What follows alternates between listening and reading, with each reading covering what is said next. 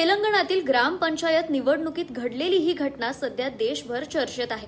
बागापूर ग्रामपंचायतीत मुथ्याला श्रीवेदा या अवघ्या एका मताच्या फरकाने सरपंच झाल्या।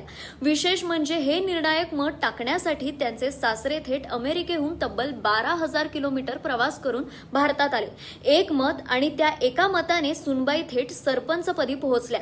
एका मताने चमत्कार घडला। ही घटना आपल्याला एक महत्त्वाचा संदेश देते। आपण अनेकदा म्हणतो माझ्या एका मताने काय फरक पडतो, पण वास्तव असं आहे की एकच मत एखाद्याला जिंकू शकतं आणि तेच एक मत एखाद्याला हरवूही शकतं।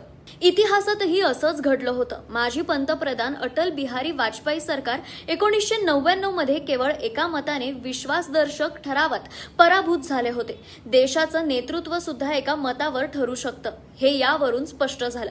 आता महाराष्ट्रात येणाऱ्या महापालिका निवडणुकांच्या पार्श्वभूमीवर हा मुद्दा अधिक महत्त्वाचा ठरतो। मतदानाच्या दिवशी सुट्टी असते तरीही अनेक जण मतदान करत नाहीत। ही सुट्टी घरात बसण्यासाठी नाही तर लोकशाहीचा हक्क बजावण्यासाठी असते। एकही मत वाया घालू नका, कारण तुमचं एक मत पुढचा नगरसेवक, महापौर किंवा संपूर्ण महापालिकेची सत्ता ठरवू शकतं। आता प्रश्न तुमच्यासाठी आहे, तुम्ही वोट करायला जाणार की नाही? आणि या पिंपरी चिंचवड महापालिका निवडणुकीत तुम्हाला तुमच्या प्रभागात कोणाला विजयी होताना पाहायचं आहे त्यांना लवकर कमेंटमध्ये टॅग करा। आणि अशाच महत्त्वपूर्ण बातम्या मिळवण्यासाठी आताच माय PCMC ला फॉलो आणि सबस्क्राइब करायला विसरू नका।